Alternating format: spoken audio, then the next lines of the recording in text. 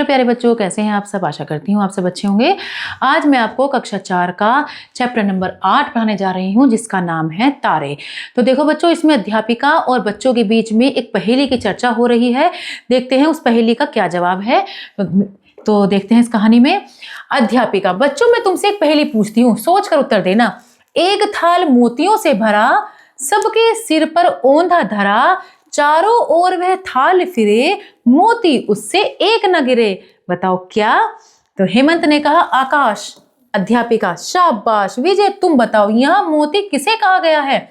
विजय ने कहा मेरे विचार से तारों को मोती बताया गया है। अध्यापिका, ठीक।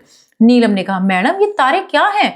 अध्यापिका बोलती है तारे चमकते हुए अनेक सूर्य हैं। मतलब जैसे हमारा एक सूरज है जो सबको दिखाई दे रहा है, दरअसल वो वाला जो सूरज है ये भी तारा ही होता है, और जो हमारे बहुत पास में है, इसलिए हमें ये दिख जाता है। बाकी तारे हमसे बहुत ज्यादा दूर हैं। तो तारे चमकते हुए अनेक सूर्य हैं जो हमें प्रकाश। तो सचिन बीच में ही, मैडम सूर्य तो बहुत बड़ा दिखाई देता है, फिर ये तारे इतने छोटे क्यों दिखते हैं। अध्यापिका, इसका कारण है कि यह हमसे बहुत दूर है। सूर्य ही पृथ्वी से लगभग 9 करोड़ 30 लाख मील दूर है। तारे तो इससे भी कई गुना अधिक दूर हैं। राकेश, फिर तो इनका प्रकाश पृथ्वी पर आते आते बहुत समय लग जाता होगा। अध्यापिका, हाँ, जो तारा पृथ्वी के सबसे समीप है उसका प्रकाश हम तक लगभग 4 वर्षों में पहुंच पाता है। कुछ तारों का प्रकाश तो अभी हमारी धरती पर पहुंचा ही नहीं है। नीलम, मैडम इन तारों का क्या लाभ है। अध्यापिका, इन तारों से दिशाओं और समय का ज्ञान होता है। हेमंत, मैडम हमने ध्रुव तारे का नाम सुन रखा है, आप हमें उसके बारे में बताएं। ध्रुव तारे का नाम सभी ने सुना होगा, उत्तर दिशा में निकलता है ना। क्यों है ये ध्रुव तारे का नाम, कैसे पड़ा, ये इसके बारे में देखते हैं। तो प्राचीन कथा के अनुसार, उनकी अध्यापिका बताती है कि प्राचीन कथा के अनुसार राजा उत्तानपाद के पुत्र ध्रुव पर प्रसन्न होकर भगवान ने उसे ध्रुव तारा बना दिया था। उसके एक और सप्तर्षि मंडल के 7 तारे हैं।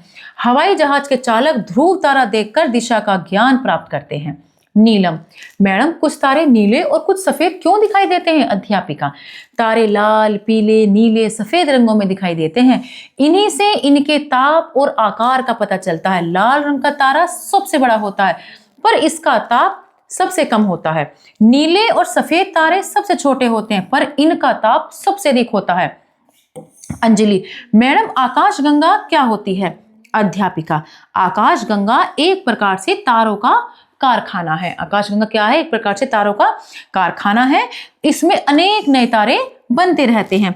इसके बीच का भाग सफेद पट्टी के रूप में चमकता दिखाई देता है।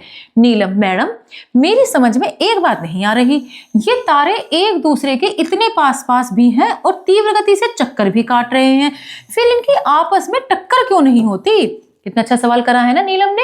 आपस में इनकी टक्कर क्यों नहीं होती जब ये आपस में इतने पास पास भी रहते हैं। तो अध्यापिका बताती हैं ये एक दूसरे से काफी दूर पर चक्कर काटते हैं। मतलब हमें तो ये पास पास दिखते हैं, लेकिन ये बहुत दूरी पर चक्कर काट रहे हैं। आकाश में उड़ते पक्षी भी हमें एक दूसरे के पास दिखाई देते हैं, किंतु वे दूर होते हैं। यही बात तारों पर भी लागू होती है। ठीक है, तो आज हमें देखा अध्याय में हमने तारों के बारे में कितनी अच्छी अच्छी जानकारी हमें मिली है। आशा करती हूँ आपके अध्याय अच्छे समझ में आया होगा। मिलते हैं अगली कक्षा में। धन्यवाद।